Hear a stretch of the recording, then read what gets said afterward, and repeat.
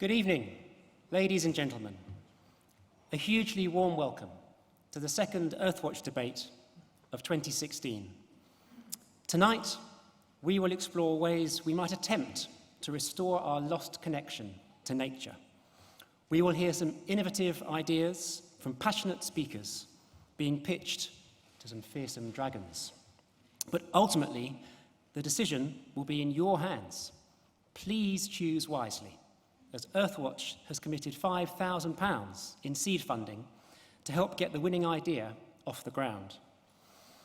Forgive a little housekeeping, if I may. We are not expecting a fire alarm this evening, so should you hear an alarm, please make your way out to the nearest exit. Our muster point is outside the building by the main entrance where you came in. Please could I also ask you to turn mobiles off or put them on silent so you can join in the debate on Twitter using the hashtag #LostConnection. Inspiring people to value and nurture our environment is at the heart of what Earthwatch does. By getting people actively involved in science, we create the knowledge and inspire the action needed for a sustainable planet. For over 40 years, we have worked to empower people, communities, and organizations, engaging them in hands-on science to help address big environmental challenges. Those challenges are numerous and significant, but we cannot be stunned into inaction by the enormity of the task. As you all know, yesterday saw the launch of the UK State of Nature report. It is a vivid illustration of the challenges facing nature across our isles. The report demonstrates how a majority of UK species are in decline and identifies the principal factors causing that decline. Earthwatch is proud to be one of over 50 environmental organisations working together to not only highlight the problems, but also suggest proactive solutions. More on how you can make a difference in just a moment, but it is worth dwelling briefly on a few key statistics. Since 1970, over half of UK species have declined. 15% of our species have either already been lost or are threatened with extinction. The truth is simple. We have not adequately cared for what we once had, with the UK ranking 189th out of 218 countries in terms of biodiversity intactness. We have lost our connection to nature, when a healthy environment should be at the heart of a healthy society. But it is not all doom and gloom, far from it. There are ways for us all to get involved and make a difference. The need to empower people to take action makes the Earthwatch model more important than ever. It is only through the observations of thousands of volunteer citizen scientists that the State of Nature report, State of Nature report was possible, or her, sorry. Over 9,500 species were monitored by volunteers. And the report highlights many examples of projects that you and I can join, including a brilliant Earthwatch project studying earthworms in your garden. We can count, record, improve our local patch, and make sustainable life choices. And so this evening, we will debate how we can address our lost connection to nature and avoid passing a depleted and deficient environment to future generations. I would like to take this opportunity to thank the sponsors of our public events programme, the Mitsubishi Corporation Fund for Europe and Africa. Without your support, we will be unable to hold evenings such as tonight, so thank you. I would also like to pay tribute to the hard-working Earthwatch staff who arranged this evening. You are a fantastic team. Thank you also. It is now my great pleasure to introduce our chair for this evening. Paul Rose is an explorer, mountain and polar guide, and a professional diver. Paul helps scientists unlock and communicate global mysteries in the most remote and challenging regions of the planet. He is also an experienced BBC television presenter and radio broadcaster. He is currently expedition leader for the National Geographic Pristine Seas expeditions, and he was the base commander for the British Antarctic Survey for 10 years, where he was awarded Her Majesty the Queen's Polar Medal. Paul will explain the format for the evening in more detail very shortly. Please join me in giving him a warm welcome.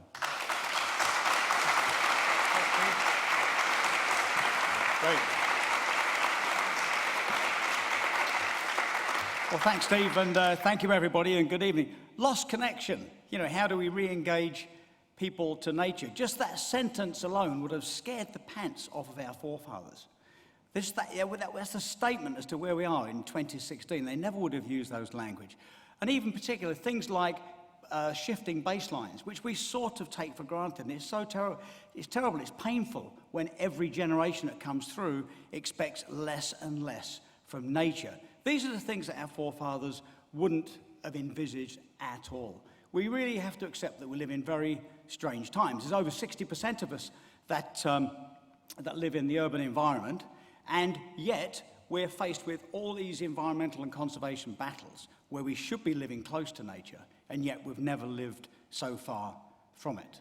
We've got conservation battles on all kinds of fronts. We've got overpopulation, climate change, we've got, loss of biodiversity, loss of habitat, overfishing, and before I carry on, overfishing, those of you who saw the news this afternoon might have seen the UK government announcement at Our Oceans in DC this afternoon, our time, where we've made the biggest ever UK government environmental commitment, and that is we've made the commitment to protect 4 million square kilometres of the world's ocean in the UK overseas territories. So this is true ocean leadership. So there is success.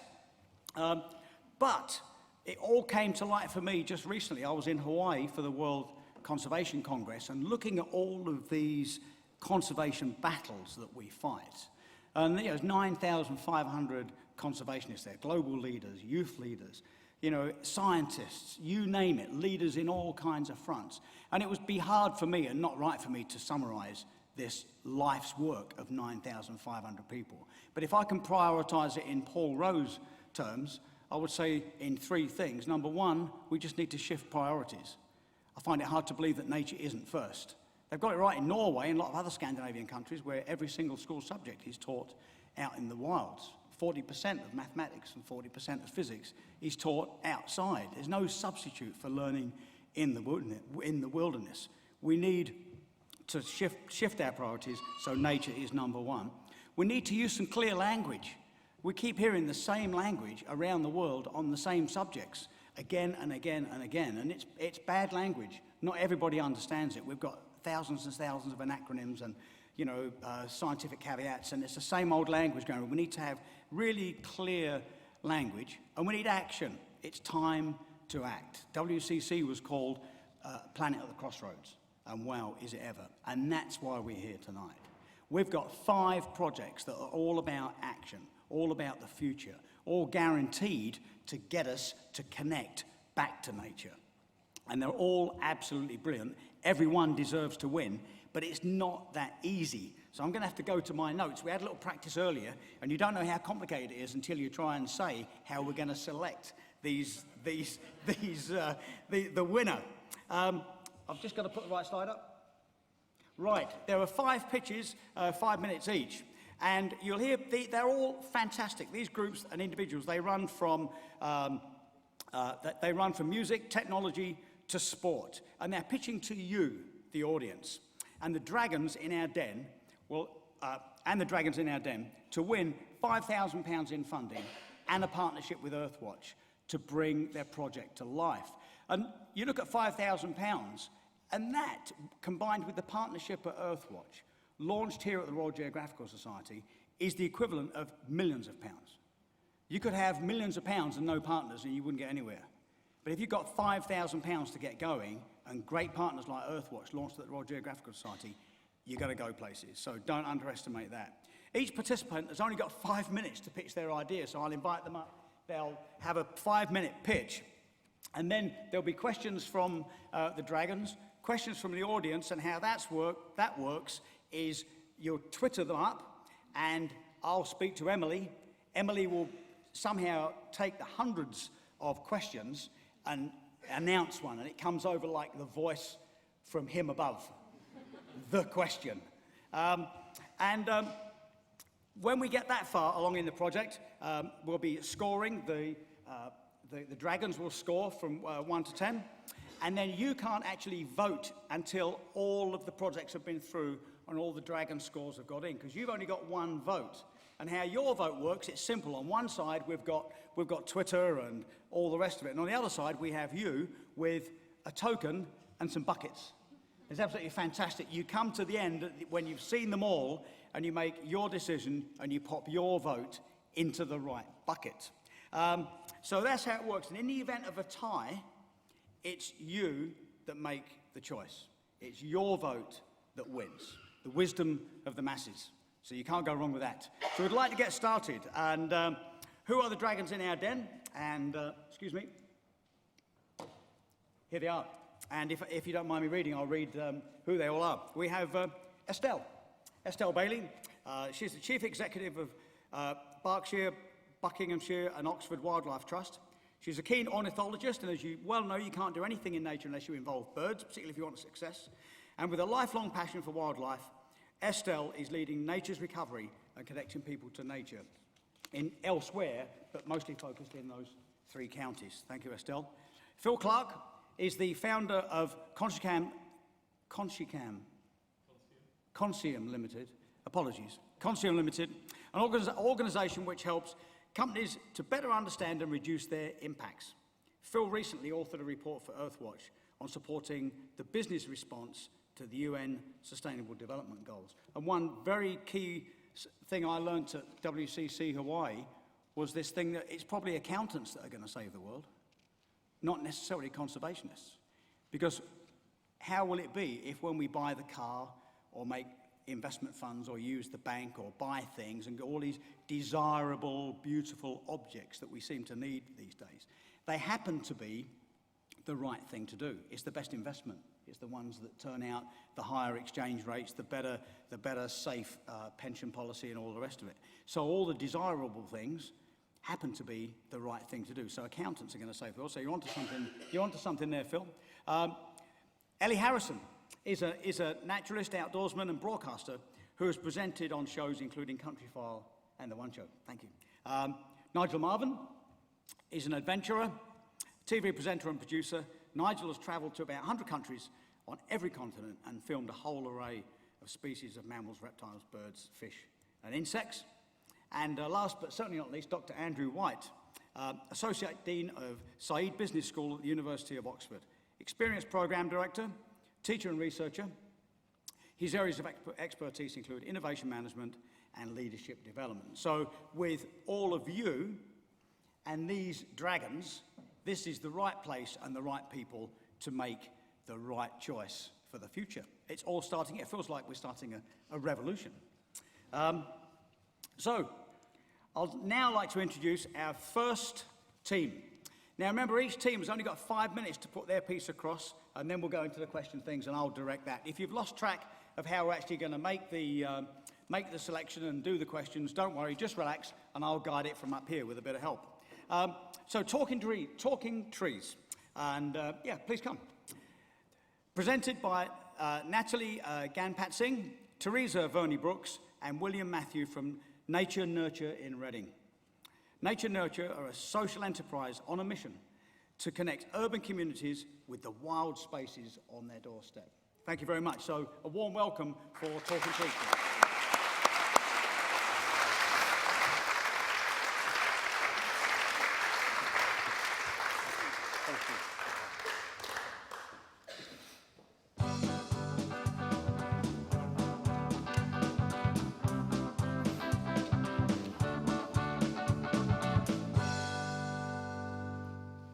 Good evening, everyone. My name's Natalie Ganpat Singh, and I run Nature Nurture. I'm here to talk to you about talking trees. So, how did this idea come about? Well, about 5 years ago, I was just taking a stroll in my local park, and I was thinking about the next step for my career.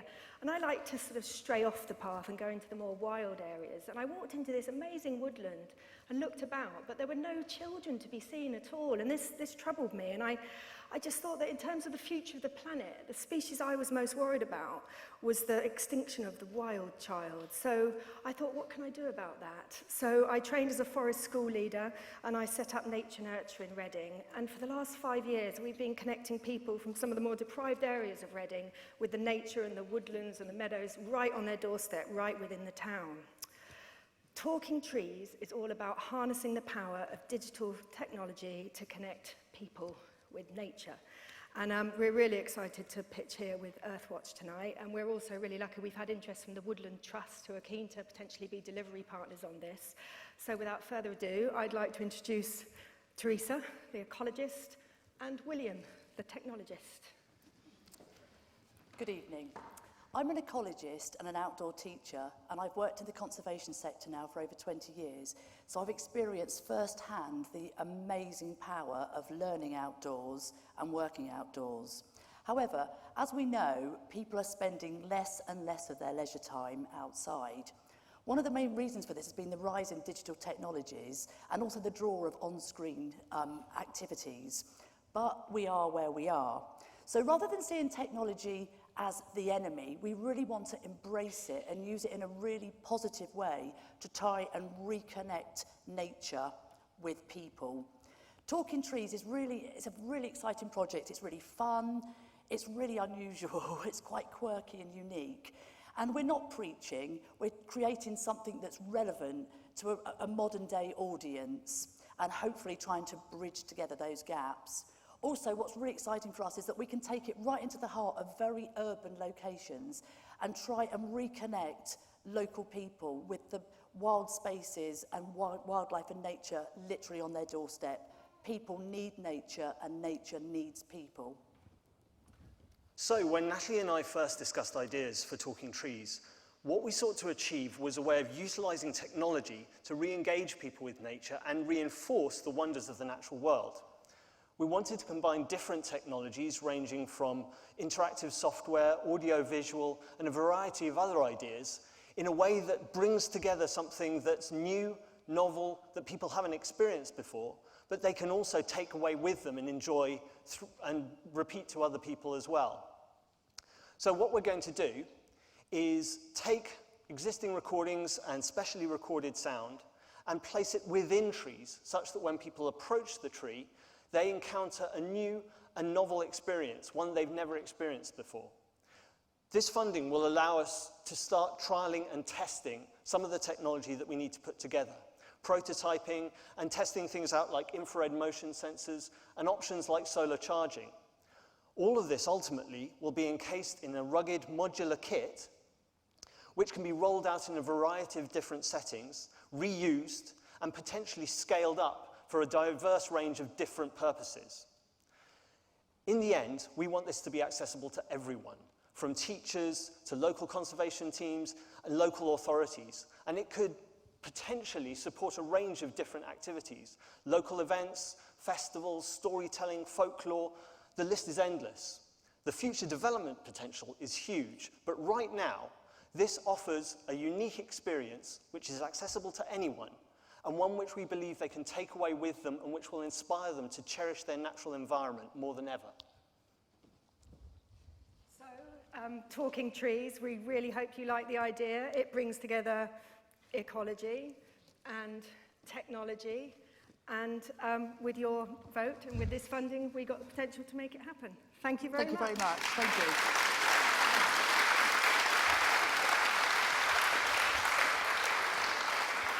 Great.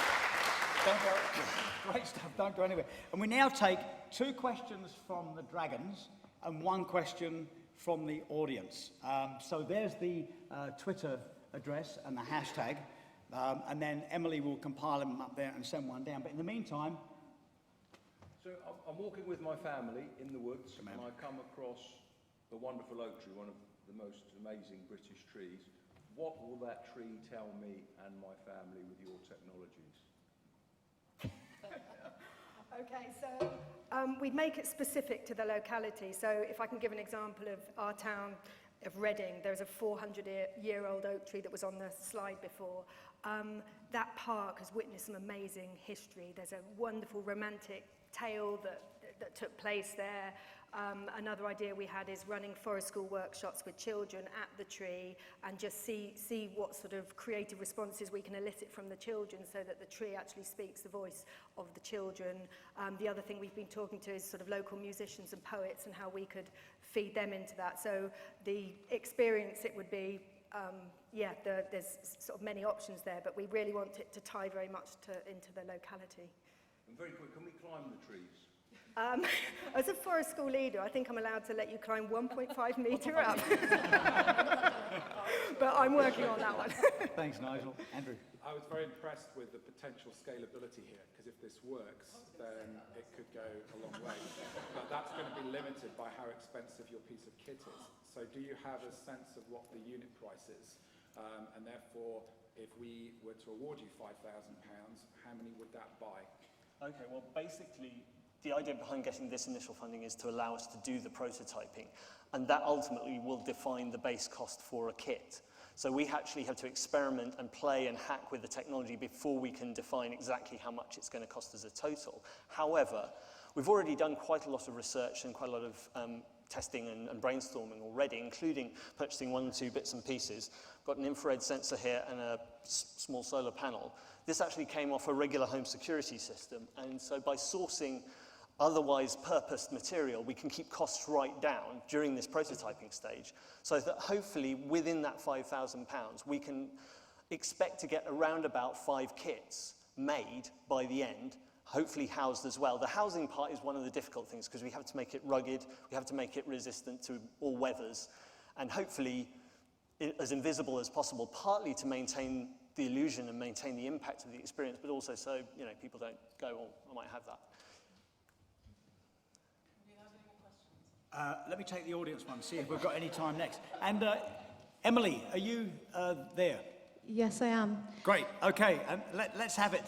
Darren Jones asks, if the problem is getting children into nature, how will Talking Trees help to do that if they're not out at the Talking Trees already? How will you recruit people to your project? Okay, I think again it would be about making sure it's really locally based. So once we'd worked out which location an organisation wanted us to work in, we'd then tap into the local primary schools, the local children's centres, the local youth centres and places like that. So, I mean, as my experience running Nature Nurture, you can't just sort of put on an event and expect everyone to come. It's about working with the people who are already working with the people you want to engage. So we've got a lot of experience in that area, and it's working with the organisations who are already with connected. Groups such as children's centres and schools and after-school clubs. We've made links with existing groups rather than trying to go out there, actually approach people that are already with children, as it were.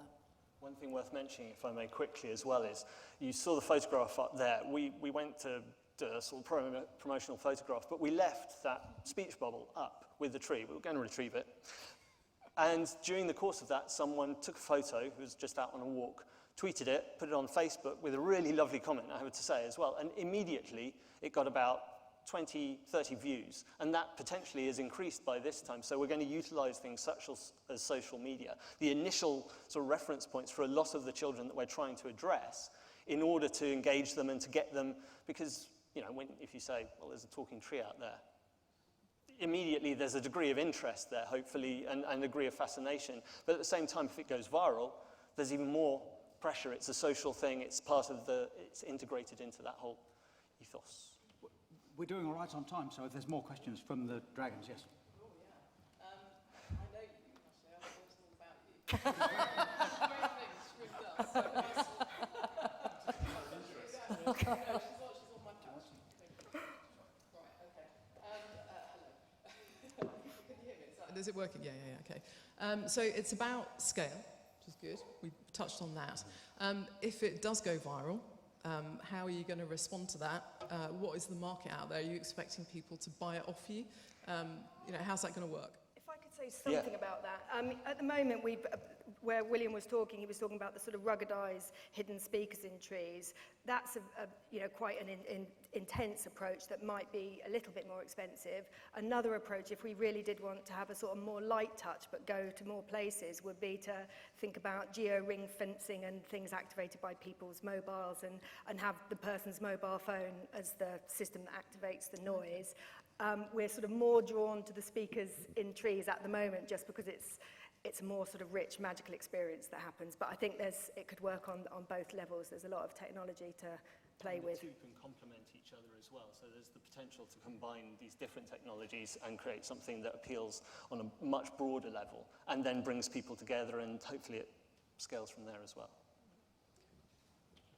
Yeah, go ahead, Phil. So I think my question is also scale related. So it's trying to link into value for money. So if you were to get the £5,000 and the partnership, how many people do you think would benefit and would be reconnected with nature? In terms of the £5,000 at this sort of prototyping stage, which we really do need that play and experimental stage, what I would do is, when it comes to that actual experience around the tree, which is likely to be, again, that oak that we showed you earlier, it would be tagging onto an existing nature nurture event, and our typical events attract about 500 or 600 people to the actual event, and we could run that over 3 days in a school holiday or something like that. So that's potentially 1,200 people or something like that. Great. Yeah. Okay, well, thank you very much. And now, the Dragons have the great number cards.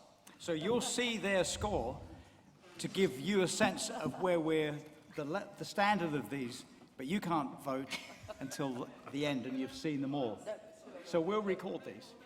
Should we go out? You could, yes, thank you very much. You could go, yeah, anywhere. Thank you very much. Thanks very much. Cheers. Thank you, yeah, thank you.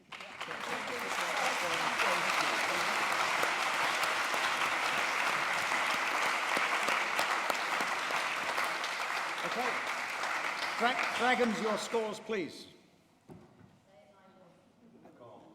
And who's... You're recording. Right. Hang on, hang on.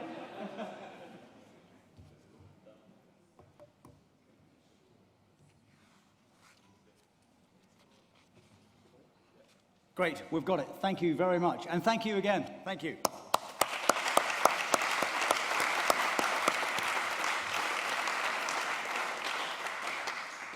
Right, and I'll move straight to the next project. The second one is Tiny Doors, presented by Savita Kusted, Director of Festival of Nature, a programme from Bristol Natural History Consortium, a group of 14 organisations working together across the west of England to engage people with nature. So a warm welcome to Tiny Doors, please.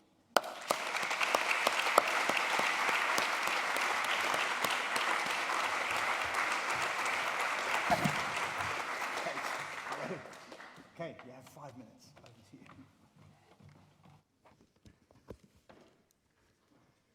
you. Good evening. 30 years ago, a woman named Judith got together with some friends in her front room for a glass of wine. It was 1986. She was an American living abroad in London. And each month they got together to read the greatest works of literature that they could. This month, it was Shakespeare, As You Like It. And as they got to the verses with the lovesick Orlando pinning his poems to the trees for Rosalind to find, Judith had an idea. Placing poems for people to find.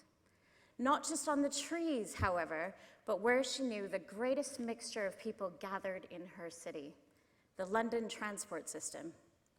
And she wrote an email, or not email, no, she wrote a handwritten letter that very night to the managing director of Transport for London. And some of you might know how this story ends, because Poems on the Underground is one of the most popular public art and engagement projects, and it's lasted 30 years. So tonight we gather, and we're here to reflect on the findings from yesterday's State of Nature report, and Earthwatch has issued us a challenge. How can we develop some new and innovative ways of connecting people with nature? And I think projects like Poems on the Underground might have a clue for us. I'm Savita Kusted, and I run a charity in Bristol called the Natural History Consortium. And our purpose is to find and test new ways of connecting people in the natural world. We then turn those into large-scale programs to test how those things can work at scale and how small local successes can be replicated quickly elsewhere. But when the 2016 State of Nature report told us yesterday that 1 in 10 species in the UK is under threat, it's time to do things differently. And our project is called Tiny Doors. Now, as a charity, we've been running since 2003, but over the last couple of years, we've been looking really intensely at the role that literature and poetry can play in engaging people with nature. And programs we've run, like 100 Poets for Nature, have engaged nearly 30,000 people across the city. We've also experimented with unexpected encounters, for example, putting wooden poetry boards along the River Avon, and listening deeply when people told us how these unexpected encounters with words and images made them stop, listen, and think, often for the first time in those green spaces that they were in. So we're here tonight to ask for your support to take this work into a new direction and do something completely different. This is our dream. We want to borrow those pencils from the hands of professional poets and give them to the people of Bristol. We want to invite, to encourage, and to teach people to capture their views about the natural world in poetry. Many people, I'm sure, haven't had a go at poetry since school. So we'll go to where people are, knitting groups, hack groups, exercise groups, after-school groups, where we know that people come together and often come together to try something new. We're asking people to look, think, and document, to take on a special new role as a poet laureate for nature. But our second thing is to then work with key partners to share these poems across the city. We want to turn hundreds of writers and share them with thousands of readers. Taking a nod from our inspiration with Poems in the Underground, we'll share these poems on Bristol's public transport, but also printed poetry for people to find, whether in your staff lunchroom or maybe the back of a toilet cubicle at a local gig. We want people to come across those poems and think something different. But we're really interested in testing this idea of the unexpected encounters. So we also plan to install tiny doors across the city, 15 of them, pinned to the trees of Bristol like Orlando's Poems for Rosalind, a tiny door to a new world, or maybe just a new way of thinking about the natural world. Inside, a poem to read from someone else in Bristol, and an invitation to engage. No apps, no websites, no logins, no points.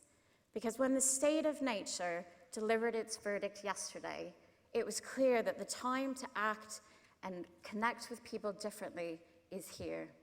And we propose maybe it's time to take a pause from some of our newest technologies and re-embrace some of our oldest forms of arts and communication. Thank you very much.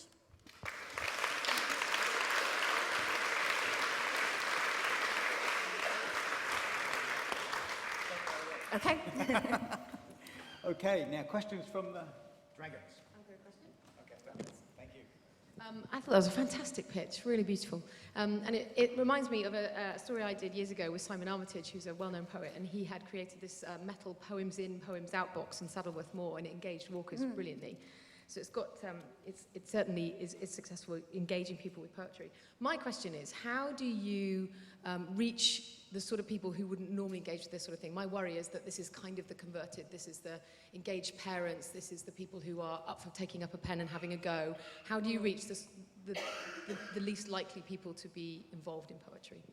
So we think it's around the methods of infiltration. So we've been working in Bristol a long time, and we've got a huge, broad range of partners.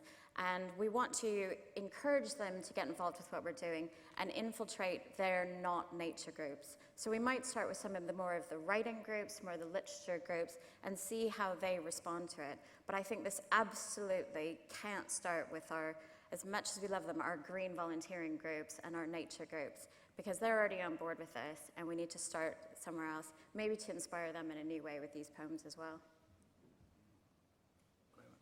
And another dragon question, please. What are you going to do with the £5,000? Well, The doors are actually quite economical, so that's a very, very small part of it. But we want to invest in some printing.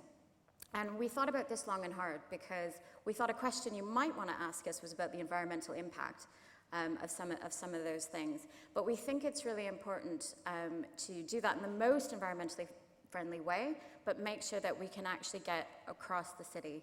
Now, if anyone knows Bristol, like many places, it's a very divided city. So we need to make sure that we have enough resource and materials to reach different parts of the city. So about half will be around printed materials. We'd like to amplify that with a lot more in kind. And then the rest will go to poets and facilitators that we want to act as inspirers, because we think it's really important to pay the artists fairly as part of this project. And I'm sure we can take another one, but let's take the audience one. Okay.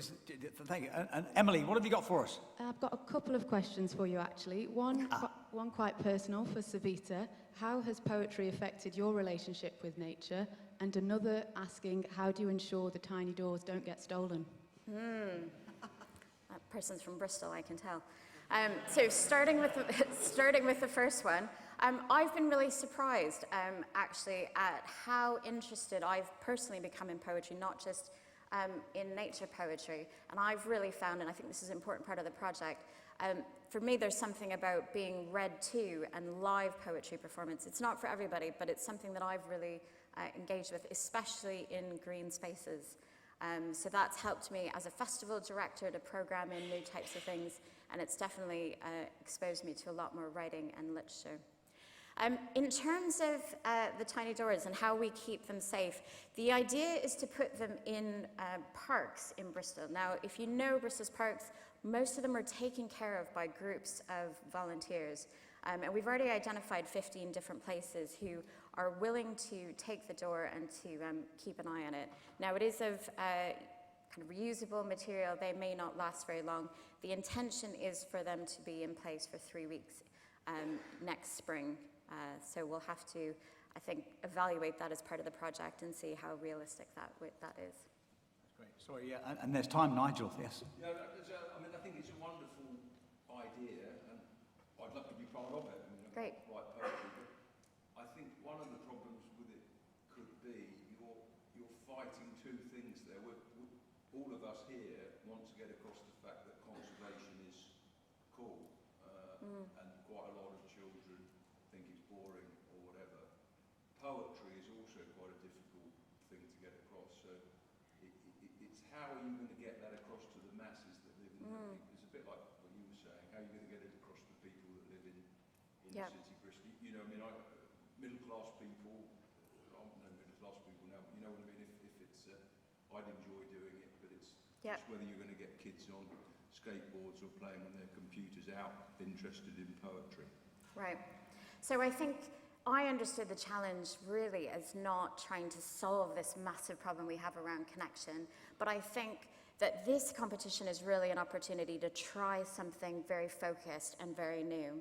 And I think you're right that both nature and poetry will reach different kinds of people, and I think what we want to do with this is just to see where that intersection is, and maybe that will give us some other clues and some things that we can share with other arts professionals, other types of organizations. And if we get that Venn diagram right, I feel like we'll have made a real contribution to the sector. Yes, Phil, go ahead. I think I'm asking the practical questions. So if this is a pilot and you're looking to test how effective this is, and I agree with the others, I think it's a fantastic idea, and having grown up near Bristol, I know we can be a bit different down that way.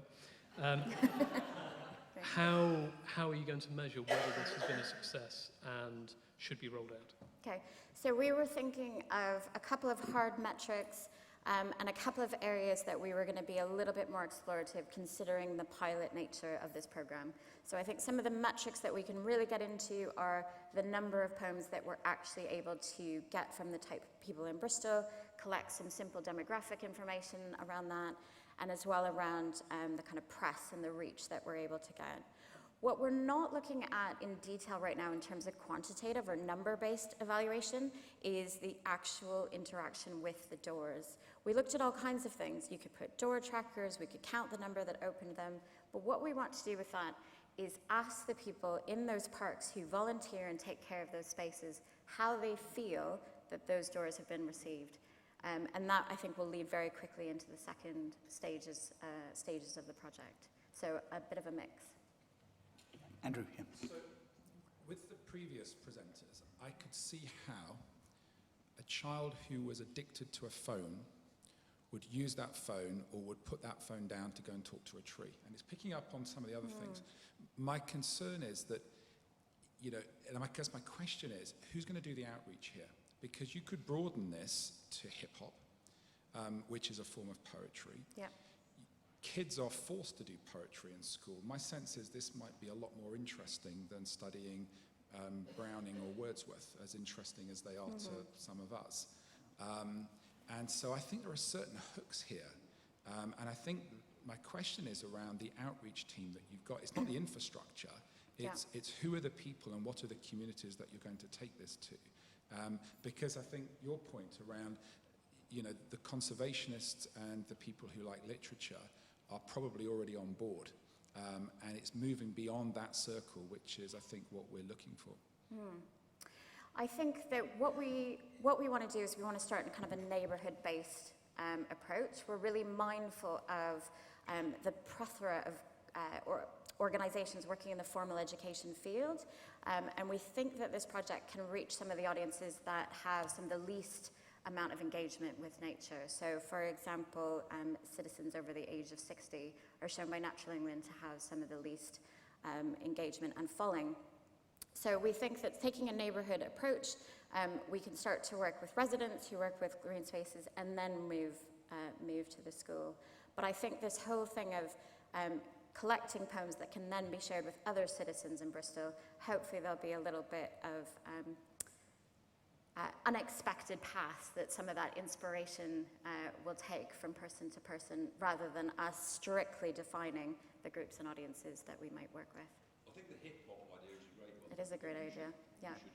And you did volunteer, Nigel, so that might be another. Fantastic. Great. Thank you, Dragons. Thank you, Savita. Okay. Thank you very much.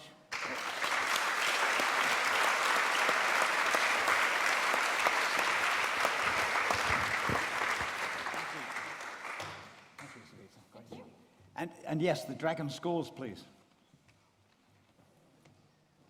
I was thinking about Spike Milligan. He communicated to millions of people with poetry. It's probably a good, hip-hop, Spike Milligan, we can... Okay, there we go.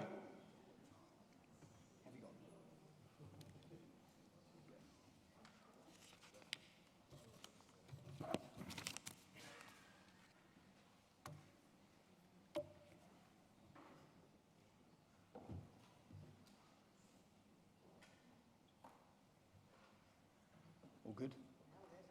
Great. Got it? Okay, and now we're into the wild stuff. I'd like to introduce now the Wild Games. And Wild Games are presented by Dora Klutik, Bronner Keegan, and Dr. Chris Sandham from Rewilding Sussex. Rewilding Sussex aims to restore the Sussex countryside to a more natural, self-reliant state and pass on an enriched environmental legacy to the next generation. So a big warm welcome to the Wild Games, please.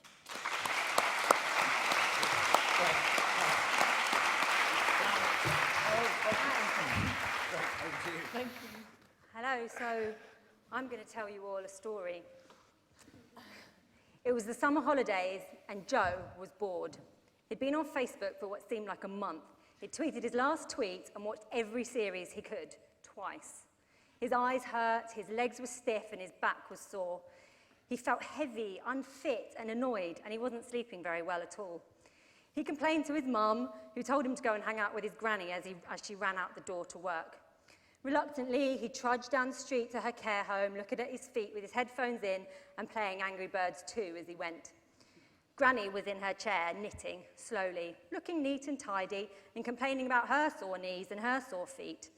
It wasn't long before she took up her familiar rant of, when I was young, the eagles soared the skies, corncrakes filled the fields, and wild boar rooted through the forest, and the wolves ran.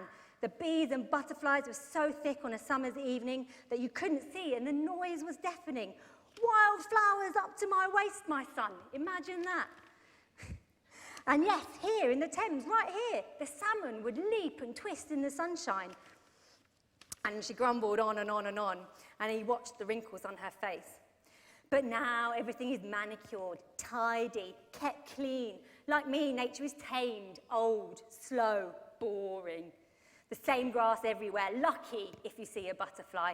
Badger, our biggest predator, pah! Trees and hedges kept neat and tidy so as not to get in anyone's way, managed so as not to disturb. Just like me, and blah, blah, blah, on she went, and Joe leaned back in his chair and thought about what his next status update would be. But that night when Joe got home, he couldn't stop thinking about the stories that Granny had told him. He tossed and turned for hours, and when he finally fell asleep, he dreamt the most vivid dreams he'd ever had. He dreamt of how wolves protect the forest, guardians of the trees, about the wild boar that made honey, and about how plants can fly. The beaver, hero of frogs, that stopped the flood, and the epic tale of the red squirrels and grey squirrels' battle for territory, ultimately decided by the pine marten. He woke in a sweat, reached for his phone, and typed, "Meet me in the park at noon, #time to go wild." At first, not many people came, but those he did, he told the stories his granny had told him, and the dream he'd had, and together they started to play and invent games, run around and notice the rest of the world around them. They had so much fun that they wanted to tell others, so they hung their phones in trees, recording, dug holes with the screens facing up and the mics turned up high, strapped their phones to their heads and their legs, and continued to play. One girl even had a drone, and they flew it between their legs, under their arms as they played. #time to go wild, #come and play. Well, it went viral, and more people joined them. They started in the parks, then they moved on to school grounds, roadside verges, roundabouts even. Together they traversed the country, laughing, playing, and rewilding wherever they went. And Joe and his friends were never bored again. We introduce you to the wild games. Sports don't have to be played on mown pitches. In fact, grass monocultures are part of the problem. We think you can have far more fun out in the wild.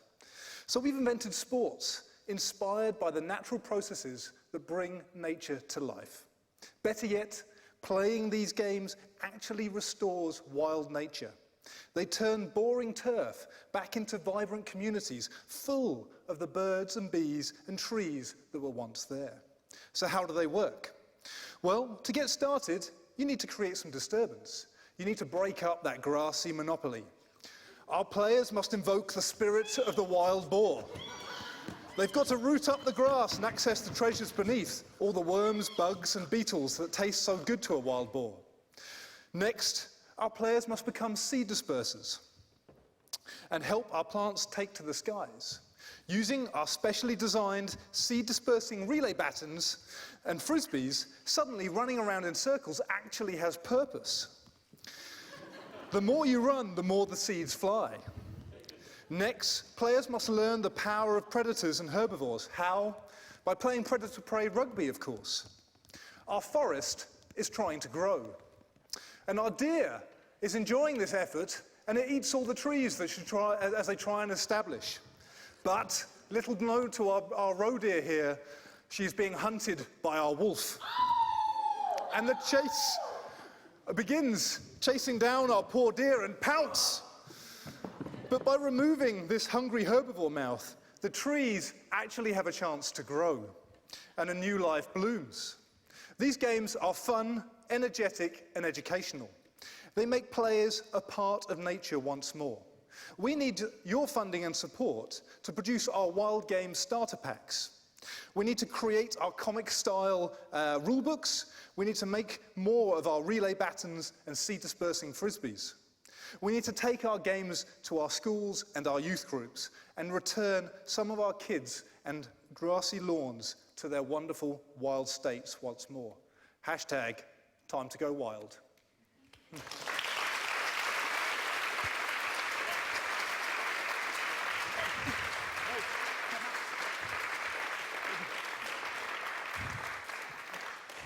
Great stuff, thanks very much. And Dragons. Certainly an insane pitch, a lot, and I think it's a very, very elegant idea. I think it's terrific to actually. Do you want to use the mic? As I said, if you've got to. Oh, sorry. You've got to work out a way of following the project through, because people playing the game, if they could see the woodland regenerating and all of those sorts of things. But I think it's a really, really, really terrific idea. Thank you very much. Well done. Brilliant. Yeah, I mean, you mentioned kind of the legacy of the project. We kind of feel these games, because they're inspired by nature, have the opportunity to adapt and with nature. Natural processes, forest grows, things change. Perhaps you need to become an elephant and knock down some of the trees again to get that process dynamic landscape, that wild feel. We think that's a real part of it, and we hope it becomes a legacy. So that instead of coming back and admiring the sports pitch that you remember when you were young playing rugby on, you come back and see that your games have actually borne fruit. So you actually have a real connection to the land that you are rewilding. Thank you. Andrew. Yeah. I love it. I spent my childhood not necessarily running around like wild animals, but running around in the wild.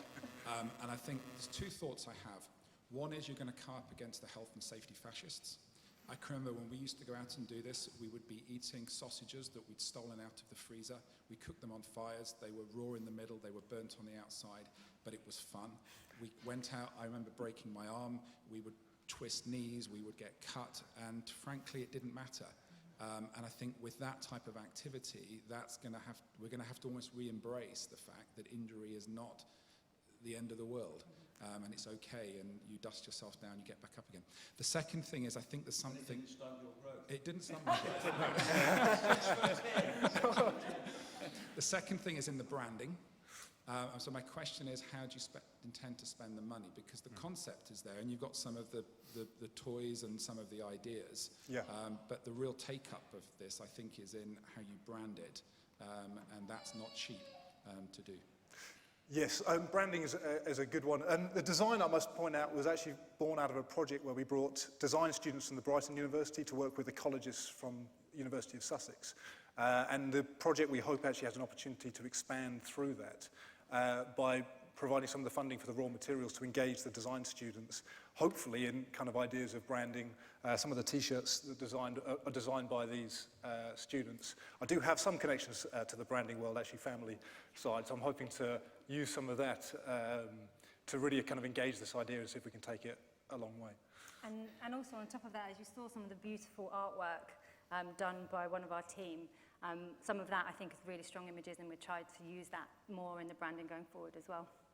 And the health and safety stuff? Well, that's just something that as a producer, and when I'm producing films and music videos, that's something that comes along with any sort of event. You always have to get some sort of public liability and make sure that that all the I's or crosses are oh, that's loud. and T's are crossed. But yeah, I mean, it's we've been working with a group in called Woodcraft Folk, so it's kind of under their umbrella, and so we're sort of harnessing all the their processes and working with them to build And another thing too is like sports days and things like that people are already holding in schools. This could be a variation of that as another way to get through it as well. Like lots of organisations that we'll be hoping to work with who work with children have a lot of insurance anyway, so we just have to make sure we're working with them. Yeah. Hang on, Dragons, we've got bursting questions from the Dragons, but I need to get one from the voice from above. Emily. Quite a popular topic. People are asking how reliant are Wild Games on landowners, and how do you get landowner permission for this? Is it how we get permission? From landowners. Yes, so we're looking to work with landowners. So that Woodcraft Folk that we mentioned before, they have their own space actually that they're looking to work with. We have some connections to the Brighton County Council, and they're actually struggling with finding funding to manage their parkland and looking for alternative ways of engaging people. So we actually think there's an interesting amount of space that could be done through parks and kind of get people engaged and outside again. And then schools. I just love the idea that if I could persuade a few schools out there to turn one of their rugby pitches into a wild games pitch and really embrace that idea and contribute to biodiversity on their own property instead of just having fields. We wouldn't ask them to turn everything into wildland, although I'd like to.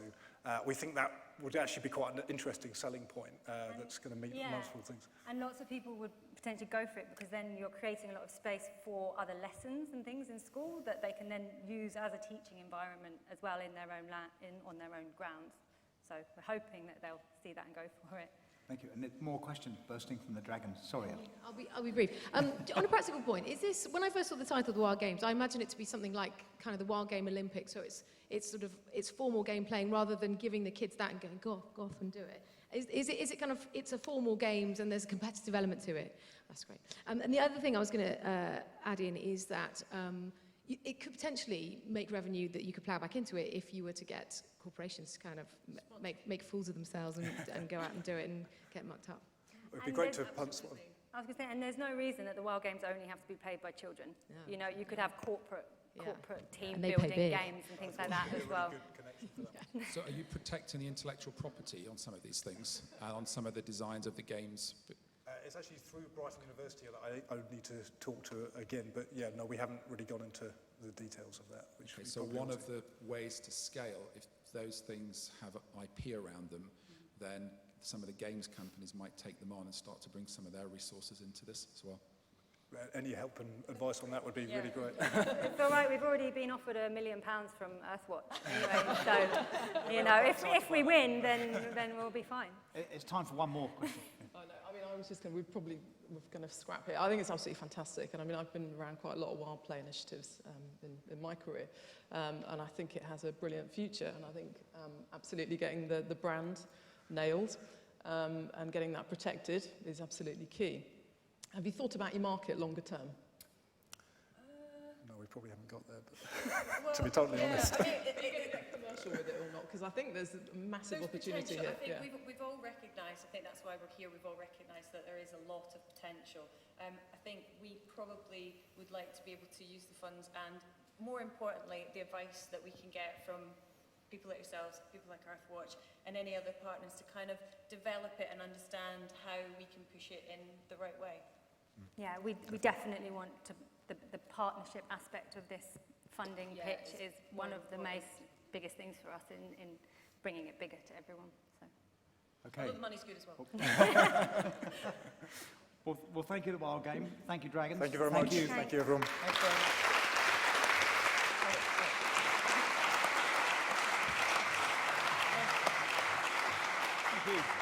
Thank you. Yes, and the Dragon scores, please. Thank you.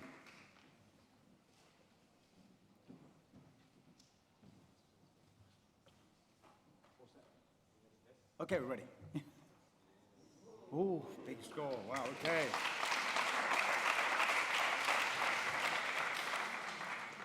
Right, and now, thank you, everybody. And our next finalist is Catch Me If You Can. Hang on. Catch Me If You Can. It's presented by Dr. Kerry Langridge. Kerry works for the Scottish Wildcat Action, who are working to restore the local population of wildcats. This project is in collaboration with vets Alice Bacon and Jenny Grant. So, warm welcome, please, to Catch Me If You Can, Dr. Kerry Langridge.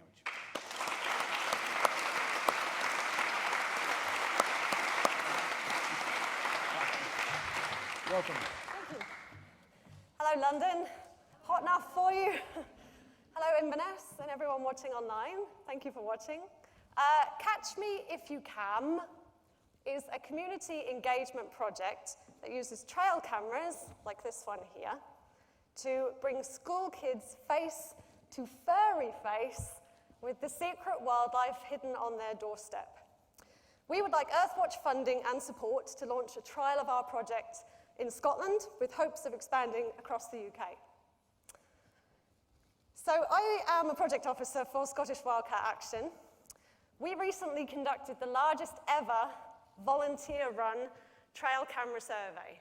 We had 350 of those cameras across the north of Scotland, mostly run by volunteers, and we and they were amazed by the diversity of wildlife that we found living right under people's noses.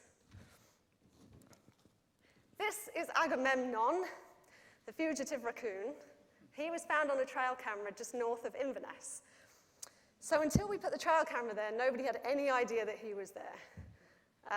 He made the national news. He now has his own Facebook page. People post updates for him. He likes pizza, apparently, and he likes spying in people's windows. People still ask me on a weekly basis, what happened to the raccoon? Did you catch the raccoon? We didn't catch the raccoon. He's still out there. Although he's non-native, he shares a lot in common with our beloved British wildlife. He's rare. He's very shy, elusive, nocturnal, secretive, and he actively avoids any kind of encounters with people. Nobody knew he was there. He lives a mile from Dingwall.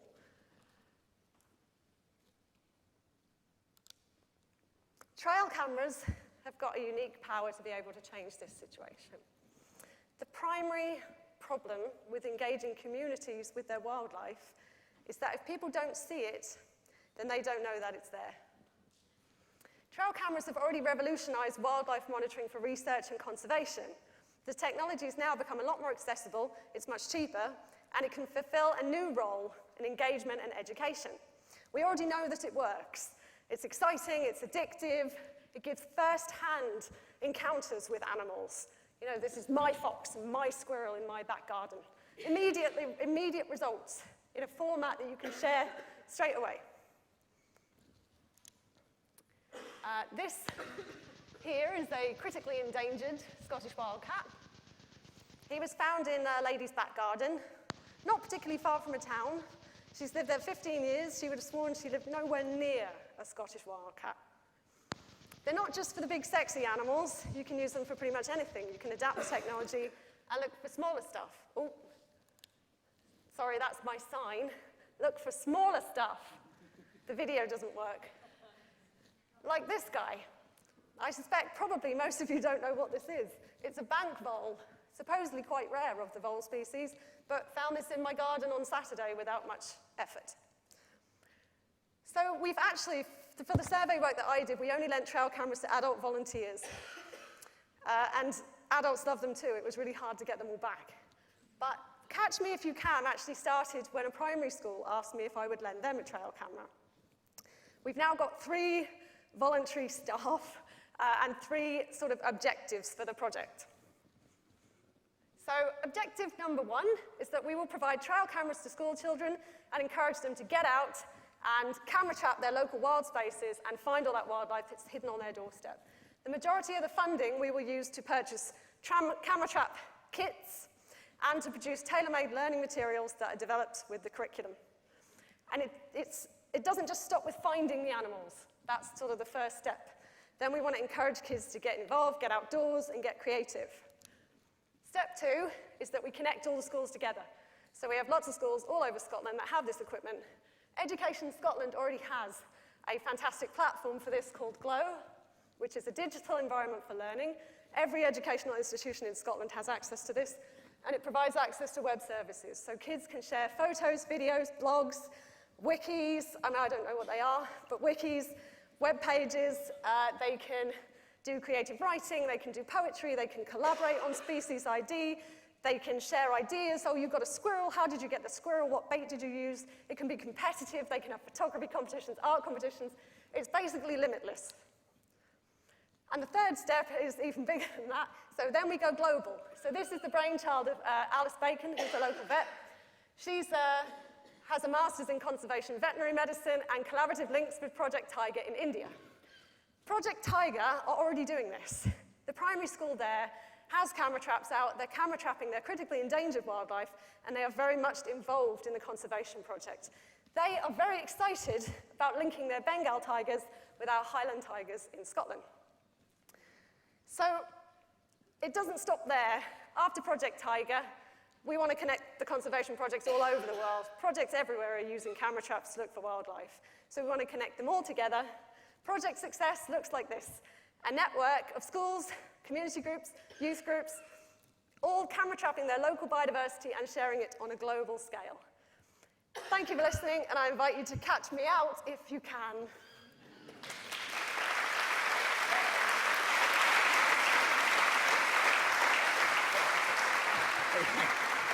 Thank you very much indeed. Dragons. Andrew. So, very interesting. So you said that the majority of the money is going to go into purchasing the kits and the teaching materials. Yep. What's the unit price for that Depends box? which camera you get. Right. So I said 20 to 30 because if it was these, it would be 20. They're very user-friendly. These are the ones we give to kids already. They've got a screen so you can see what you're doing and an on-off button. These are about 200, but I can get them for about 150 if I order quite a few. There are much cheaper models that come in about £80 each and are still quite user-friendly, but perhaps not so good quality. So what I would propose is to get half and half and trial them. And you haven't developed that, have you? That's No, these are, commercially available. So have you thought about selling those just as on a pure retail basis? Selling them to schools. Well, you've got the projects that you're working with, but you could actually sell the kit, that as a package that they could simply buy over an internet transaction. You mean the school would buy? The school would buy, or members of the public would I'm buy. just in it for the voluntary basis. We're not charging them. But that money then gets ploughed back into the voluntary, so it's like a social Eventually. enterprise. I mean, mate, what we were going to do if we don't get any funding is to just possibly crowdfund, or we'd get local businesses to sponsor camera traps for their local school. But for now, they're so interested in doing it, they just don't have the equipment and they can't access it. And I can sort of lend it from my project, but I'm not really supposed to. So it'd be good to have some cameras that I can just provide them with. But actually, it's quite sustainable because once people have them for a bit, they tend to buy their own when you say, I need it back again. More dragons. So that was sort of my question. So I'm just trying to think of a variant around that. So you're going to lend the cameras to people. People like bits of technology like this and toys. How are you going to get them back so that you can keep cycling it through and you can get the real the numbers of people benefiting from the experience? Well, so as I said, it's a trial. So what we're going to do, what we are already doing right now, is we have a teacher that has a camera trap, and the teacher goes out with the kids into the woodland, and they all sight it together, and then as a class together, they use one camera. If I can get enough equipment, what I'd like to do is be able to loan them out to kids so they can take them home, and we'll involve the parents in that in the initial hands-on training with everybody. And then we will see how that works, whether we can loan them on a rotational basis, so all kids can work in teams with their friends. In Highlands, classes aren't so big, so at the moment, you're not talking about a lot of units to be able to give them to all the kids in a class. But we would try and scale up. I mean, maybe at some point I'd have to get better with, commercial options and money, and we'd have to think of some way of scaling it up a bit bigger. But actually, you can scale it up really big right now because every educational institution is on Glow. So even if you have one school doing this, they can share that with every other school in the whole country. They don't actually need to have a trail camera yet. And if I just provide one camera for each class, then I can quite easily send a spare camera to another class, and hopefully it will steamroll. I mean, some schools have got money, they might be able to see that it works and invest in their own after a trial basis. I think it's brilliant, and your enthusiasm is infectious, and it's a great way to engage all sorts of ages in wildlife. There's an amazing lady in England called Georgia Lowcock who does this, and she's got her own website, and she does trail cam shots of snails in her garden and things like this, so you can, as you say, get on all sorts of levels. But I think you have done all of the work so brilliantly that you could get the money from businesses and things, because it's an easy thing to grasp. Please sponsor this school to get a bit of kit. So I think you're past the stage where you need the... This is just my opinion. Yeah. I think it's an easy thing, whereas... running around and attacking each other as wolves is quite a difficult thing to get across to businesses, even though it's a great idea. But yours is fantastic, and I think you may be able to get sponsorship We from see that as a schools. second step, because you sort of need something that's already working, so that you can go to people and say, we've got this pilot, we've done it this way, would you be willing to help us expand it further? Whereas the initial phase, at the moment we don't have any trail cameras. I've literally stolen this from work. Which my boss is watching, so he now knows that I have stolen this. And I have lent them to schools, which I can kind of get away with, but really, as of right now, we don't have any equipment. We would like a pool that we can loan out so we can trial it and get it started, get the online stuff started working, and then I think that's how we could build up. We go to local businesses and say, look at this, it works really well. Please sponsor another camera so that this school can join in too. Can I say sorry to your boss for putting a spanner in the works? I thought you'd already got this being Actually, he's trialled in probably schools, not you see. watching. I told him about it, but I don't. I think But I'm no, all right. your enthusiasm is infectious, and it is a great way to engage people with wildlife, these secret things in your garden. So, great stuff. Great, thank you. And Emily, what have we got from the audience? I've got a couple of questions. Chloe asks, what is done with the photos or the findings after you've collected them all and the children have enjoyed them? Do you do anything further with them? And a second question, what behavioural change can we expect after kids have engaged and viewed animals with our camera traps? Okay, so number one was, what do we do with the pictures? Well, anything really. I mean, part of the educational materials that we will give out will tell kids how they can put them onto online databases such as NBN, the National Biodiversity Network, where we record that sort of information. So we will give them access to that so they can record sightings, because that's very important data. We also, part of the budget will hopefully include a hard drive for them so that all this information can be stored, so that the data can be used. We can give it to student projects, you know, anybody who wants it, anybody doing research in the area, the data will be available to them. And the second question was, how will their behaviour change? Well, so hopefully part of the learning materials as well, and the themes that we'll encourage will be to get kids outside, to see, so follow tracks and signs. You know, if you find a badger out there, where does it come from? You know, how do you recognise the latrine? What do the footprints look like? Just to build on it further. And as I say, we'd like to link it to the curriculum, which in Scotland is much easier because it's much more flexible. So what we would do, teachers have learning outcomes that they need to deliver, and they need pathways to deliver those.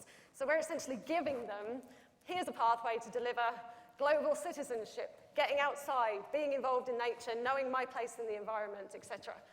So teachers as well can come up with their own ideas of how to develop this further and how to get kids involved. Thank you. And it's time for one or two more dragon questions. Sorry, Ellie. Yeah, no, well, that's fine. Okay, I think it's great. It's really good. I mean, these things have been used for quite a long time now in the conservation world, and more sort of generically recently. Have you thought about developing a kit to go with this? Because I think this is something that people could do. Schools could just go, oh yeah, I fancy doing that, but actually sold in a kit form. That could be quite interesting, especially if you're talking about linking into the curriculum. That could be, quite a powerful proposition. So at the moment we've got so far as that a kit would include a trail camera, the batteries and the card, and a cable lock so they can secure it, because they might get very disappointed if beyond somebody that, as in sort of, beyond that, ID stuff. that's the next thing that we're doing, is to look into the learning materials that would accompany it.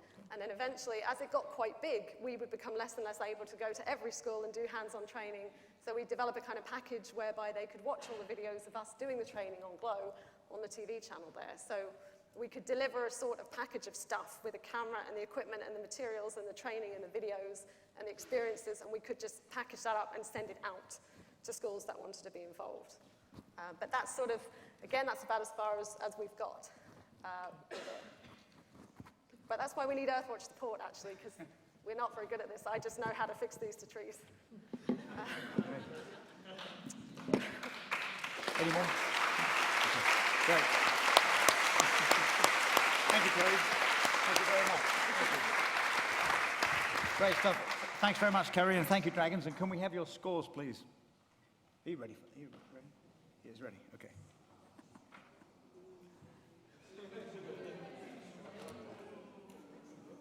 Okay. Controversy, great. Thank you. Did you get it? Yeah, okay, great. Well, thanks very much, Dragons and everybody, and thank you, Kerry. It's now coming on to our last finalist, if that makes sense, To My Roots, and presented by Emma Stevens and Debbie Hyde. Emma is a singer-songwriter and multi-instrumentalist based in Surrey. She's about to release her third album. Debbie is co-founder of Media for Good and creator and presenter of a weekly radio show called It's All Good, which aims to showcase sustainable ways of living and working. So a warm welcome, please, to My Roots.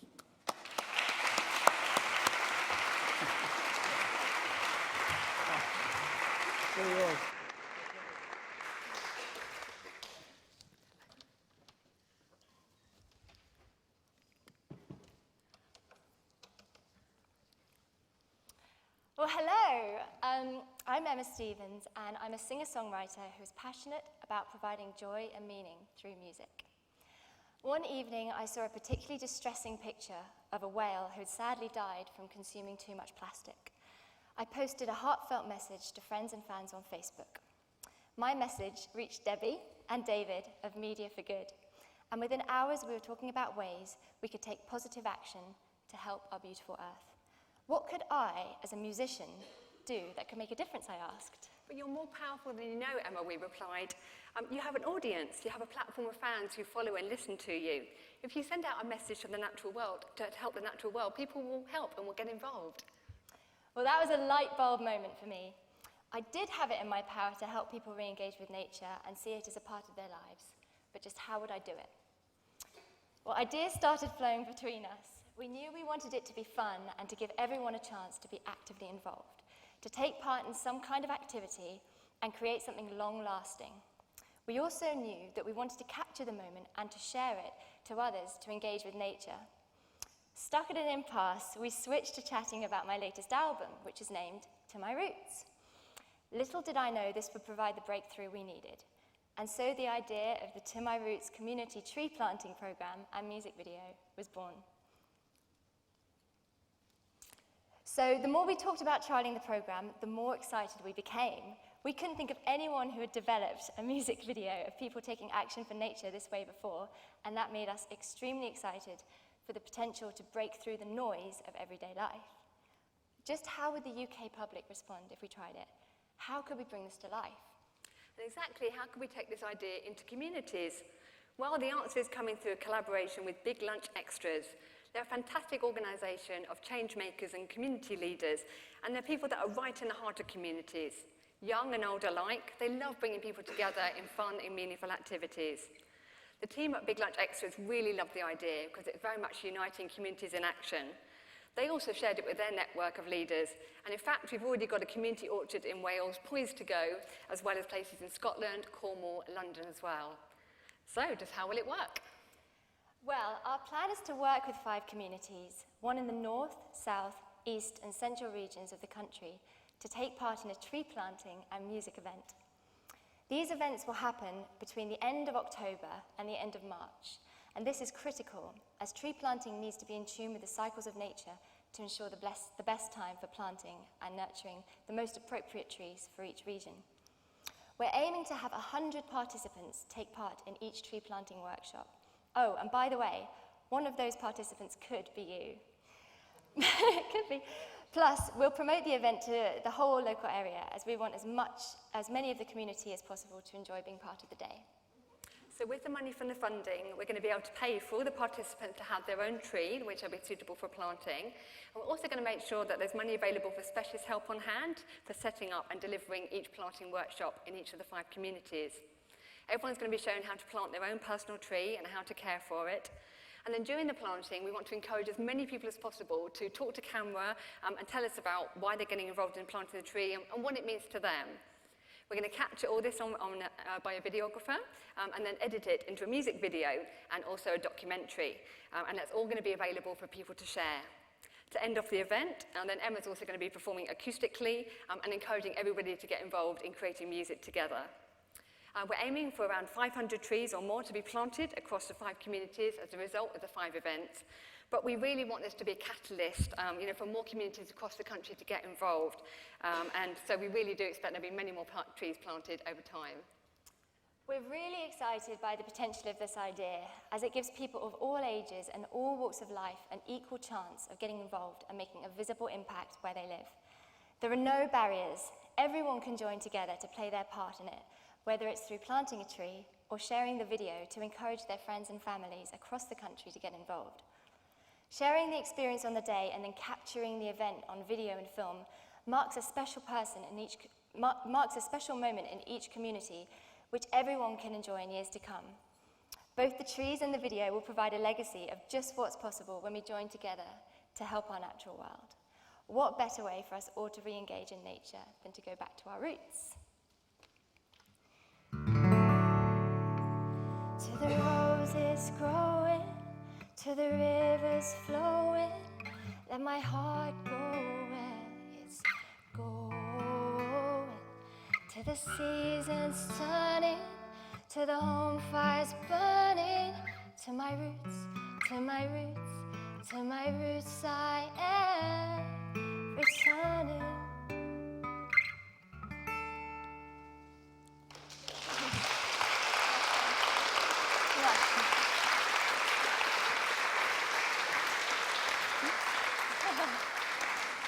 Great stuff.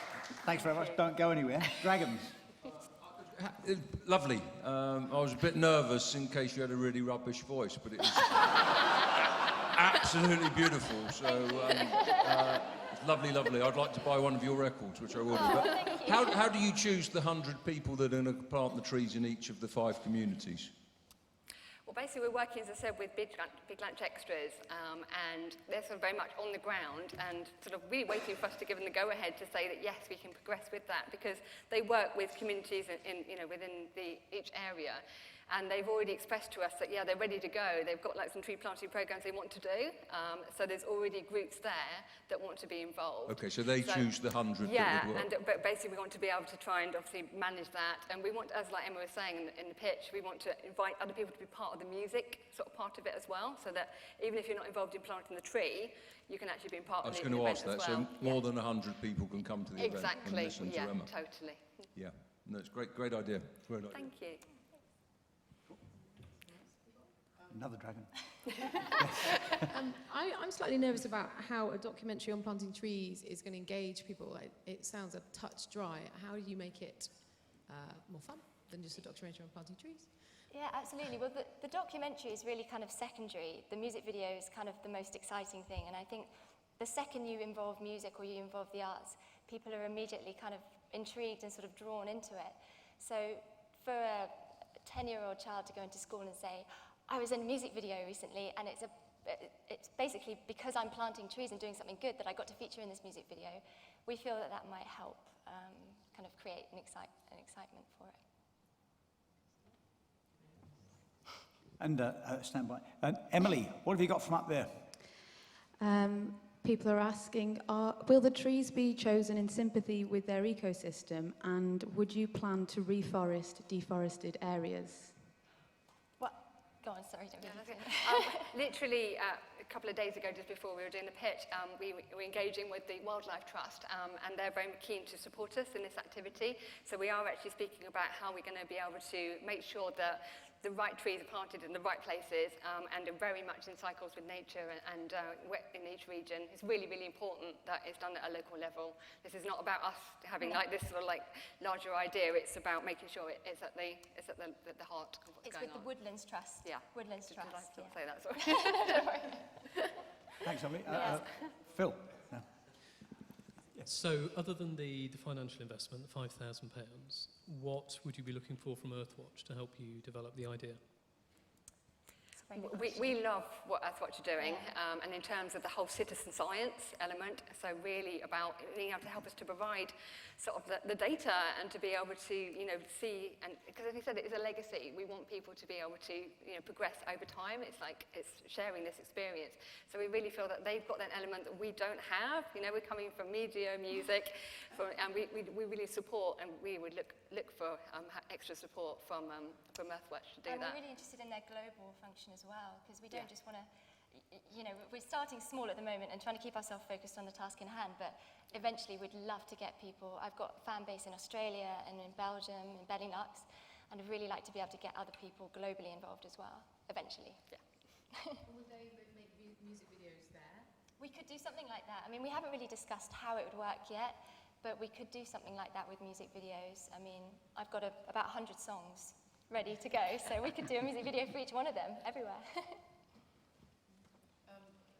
Sorry, I'm struggling a little bit with this, because 100 trees, I don't want to be mean or anything, but 100 trees, not a lot, really. You think about Woodland Trust, what's their target? It's like 64 million trees in the next 10 years or something, that's. So I'm trying to get my head around what it is that, kind of, is it the music, really, do you think? It's more for us about connecting, getting people to connect and getting communities together than necessarily making a huge impact.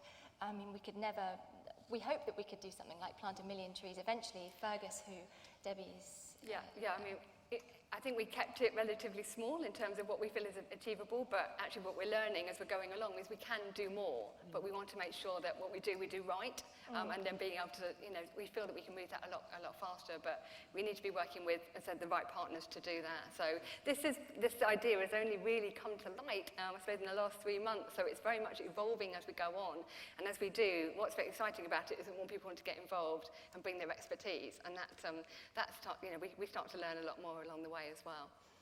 I don't want to be kind either, but I imagine that it's like a stone being thrown into a pool and there's going to be a ripple effect. And if you can get all of these people interested with the music and the stuff, the social media stuff, then there'll be a lot more people wanting to plant trees. I presume that's the... That's exactly it. That's exactly it.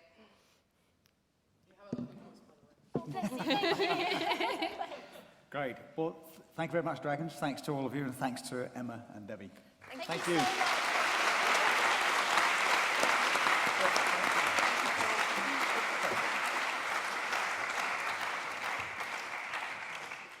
Are you all set? Okay, Dragons, let's have the scores.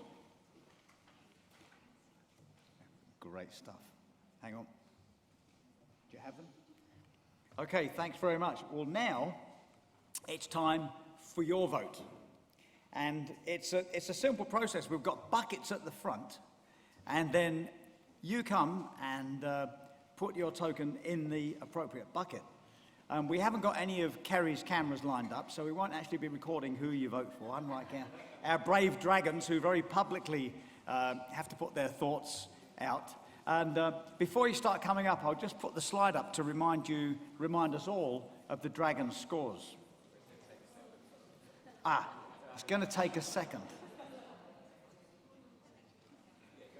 Go back. So we'll just take a second, and then that's probably it, isn't it? Here we go.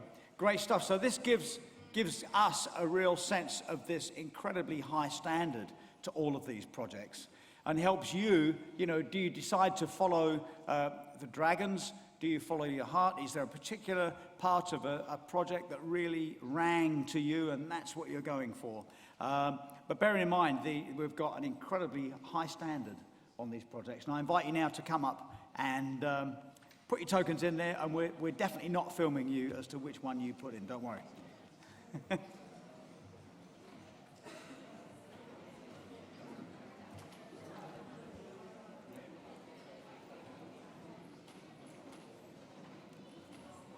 Great.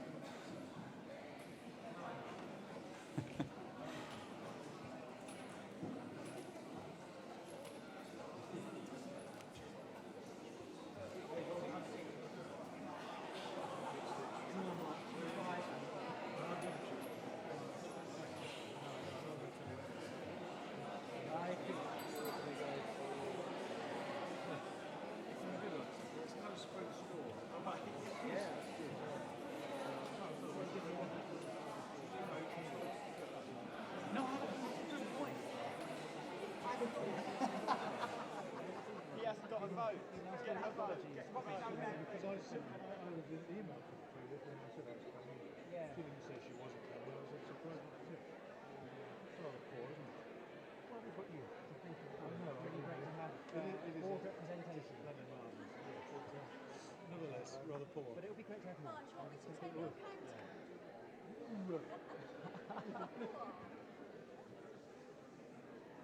you taken?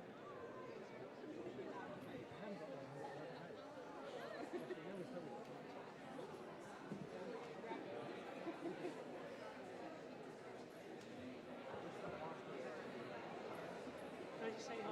Sorry, I'm Steve. Nice to meet you. How are you? Head of innovation at Meridian Trust. Great.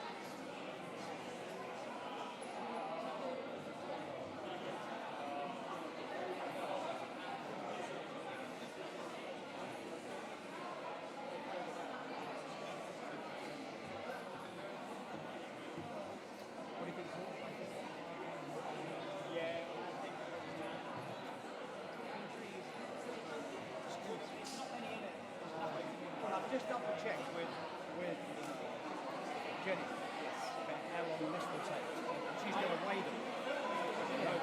What's really nice is everyone's getting up in their seats and there's a buzz in the room. Right. So you're going to weigh them, so that'll actually be fairly quick. So probably 4, which is all right. You can do a few more pictures maybe with the presentation. Yeah, of course. We wind up a little bit soon. I'll set a good discussion here anyway, but it's not going to last. But it's not going to last that long. Yeah, it's a little now or something. Yeah. And then what we'll do then is while they're being counted, we'll have the discussion. Now I can ask the audience too.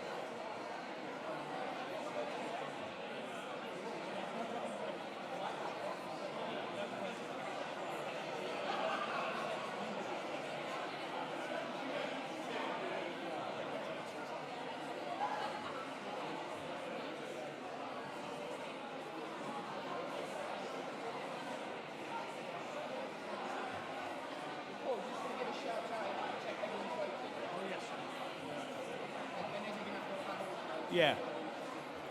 And just to double check, has everybody voted? Now's the chance to check in that everybody has actually voted.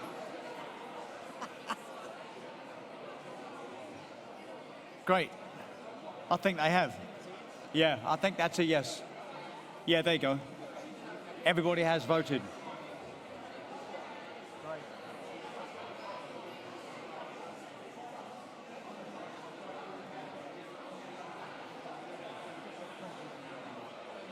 Counting. Thank you. Well, obviously it's going to take a while to count the votes, and while they're counting the votes, I've just got a couple of questions for our dragons, and also invite questions from the audience. But is there anything that surprised you looking at the scores when you look back at them now? It's about what you expected. And what about? I think we did brilliantly, to be honest. Yeah, exactly. And what about the standard of the projects? They were all. This isn't Dragon's Den because we want all of them to succeed. They're all truly fantastic ideas, and anything that we can do to get young people, older people interested in wildlife, that's what needs to happen, and it's so important. And the people that have come up with these amazing innovations, it'd be great. We want them all to work, don't we? That's and I'm sure they would. The ones that don't get the £5,000 will carry on as well, because they've got some really great ideas. Are we allowed to offer them money for investment in their business, for a share of their business? Yes, absolutely. Wild Games, it's going to be brilliant. I tell you what, I'd give them 50 grand for 50% of the business. I think it's a great idea. Why not? And of course, that offer or offers could also go out to the ones that don't happen to win. That's right, yeah. Let's face it.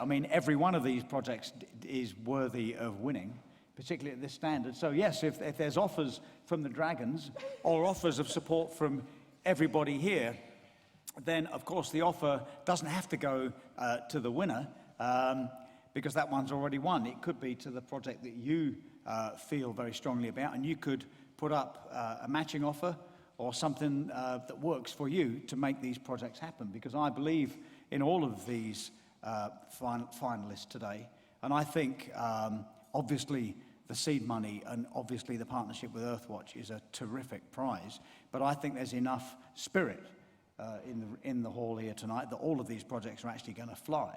But we'll just make one of them fly just a bit faster.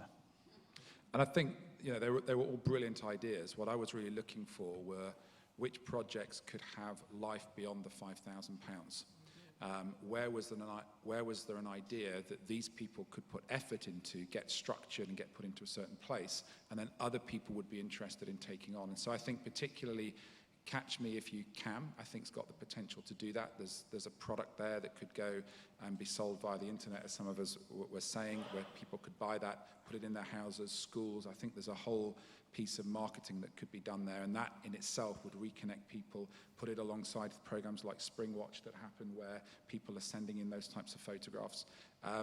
Wild Games, I think, could be franchised. You could see that going into children's parties. And you could, if you train people, if there was a brand around that, if there was a process, if there were products, that other people would put capital into that, and that could grow. And Talking Trees as well. I'm not that is it Pokemon where you go around? It's almost like it's like no. Pokemon for trees. And for me, why it's interesting is because I could see people doing that who would never normally go near a forest, or kids who would never go near a forest, and it makes it interesting. Yeah. It doesn't say you have to change. You don't have to become an environmentalist, you know, and parents are always looking for things to do with their kids on holiday, at weekends, and that could fit the bill. So it's that scalability, which is, and that's what gets the return on the 5,000. It's not just a great project, it's what could this lead to. Fantastic. How about the audience? Are there any, because we couldn't answer everybody's questions, obviously, no matter how fast Emily shuffled through them. Have we got any last questions, comments, or dare I say, even advice from the audience here this evening? Yes?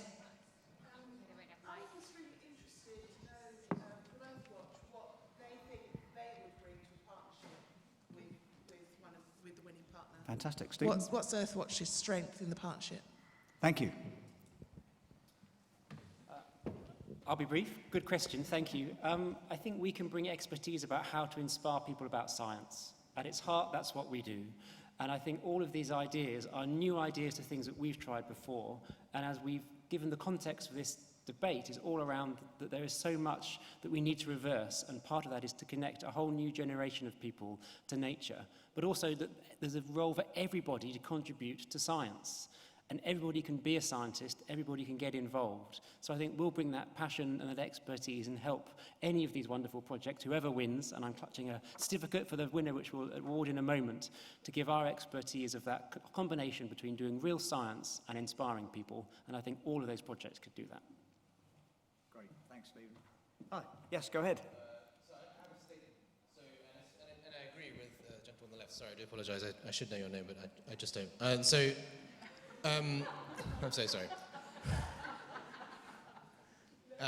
The more commercial something is, the more likely you can sell it, the more impact you have. And I think I really like the ideas that came from the panel about Catch Me If You Can. I think the greatest help that team could have is if someone was to really walk them through those commercial elements, and same with other teams as well. I mean, a lot of these ideas, I can imagine children doing this throughout schools. It's a really commercial proposition, both there and for Wild Games as well. And I think it's that commercial element that if something like Earthwatch could also bring in partners and use their weight to bring those partners in to see the impact grow further, that would be fantastic.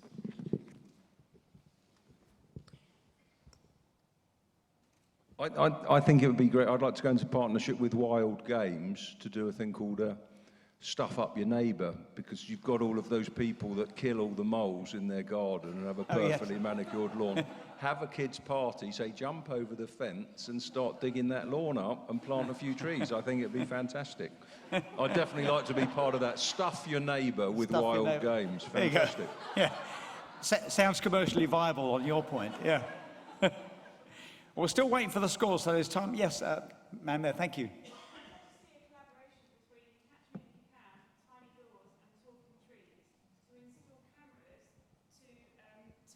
Catch the reactions when the trees start talking and when these tiny doors start producing poetry. Because I think it would be a fantastic, it's kind of an art installation almost, to see people's reactions when they find these amazing tiny installations in their local environment. It's just lovely. That sounds like a terrific idea, yeah. Yeah. What do the Dragons think about that sort of partnerships forming up? Must be good, huh? Yeah, they're ready. They're rubbing their hands with opportunity. Any more questions from the audience before we get these scores? Oh, yes, ma'am. Hang on. About the Pokemon. Oh, no.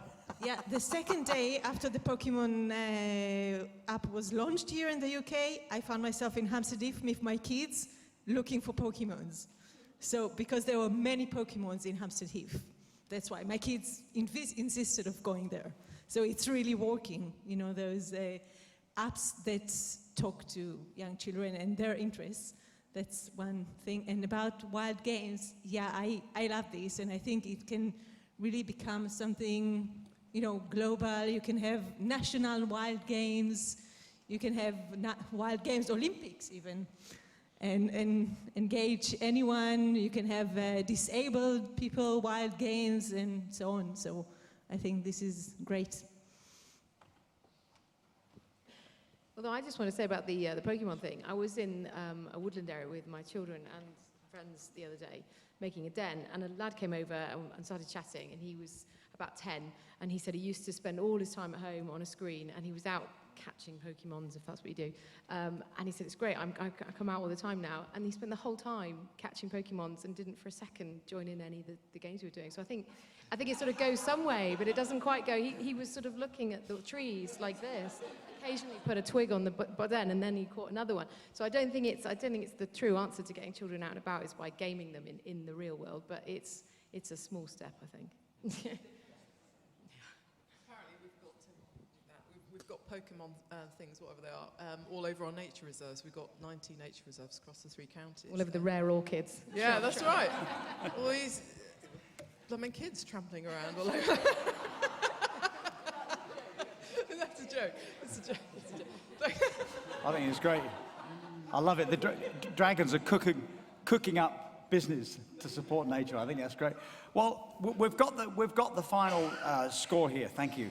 And before we, announce it, it's important to recognise that all of these projects really recognise the scale and the size of the challenge, and they all came up with a project that can easily answer it. So every single one of these projects is a winner, and even if they're not the winner, with this exposure here with you and the exposure with our great Dragons and their own spirit, we know they're going to go on and achieve great things. So let's give a nice, warm sense of appreciation to all of the projects, please.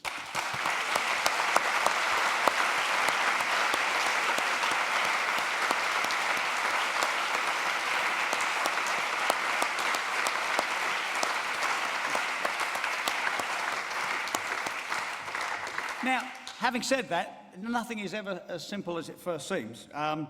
So we do have a draw. And what that means, it's the audience vote that carries the weight. So the Dragons voted for Wild Games, and that came first. But with the audience vote carrying it, it's Catch Me If You Can that is the winner.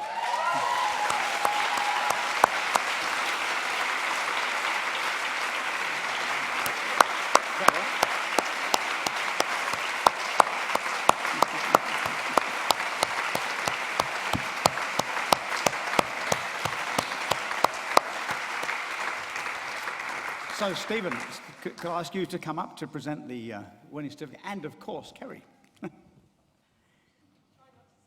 Yeah.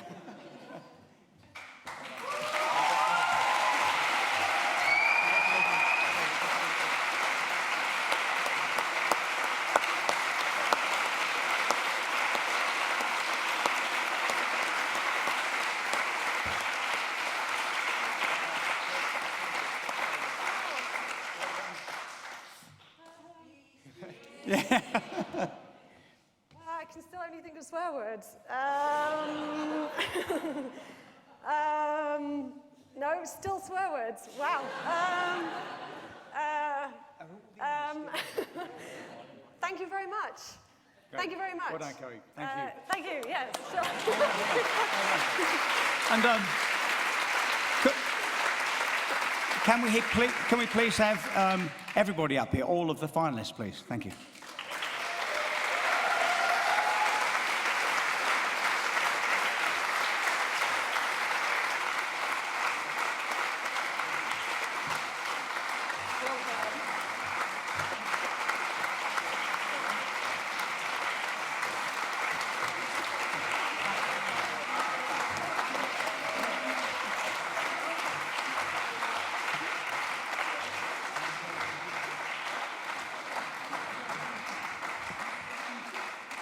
Well, thank you, everybody. I mean, terrific projects. And, you know, Kerry's standing there with the certificate. We all appreciate and can feel your spirit.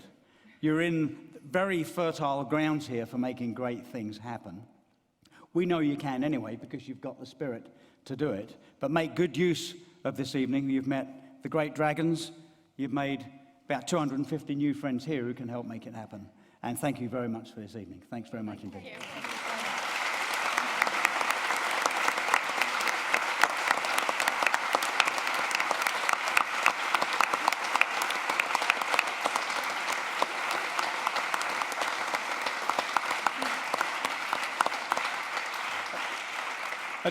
And we know that you'll be celebrating, but it's also a chance for us all to celebrate, because the bar is open. So, you know, we can go in there right now. So thank you very much, everybody. Have a great evening. See you.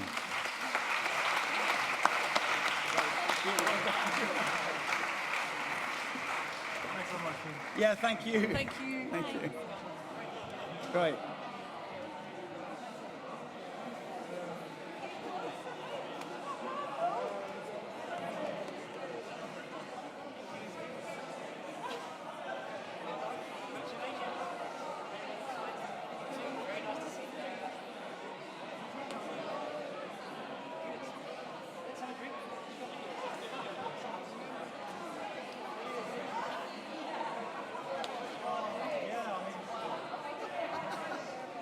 I'll just pop this in my bag.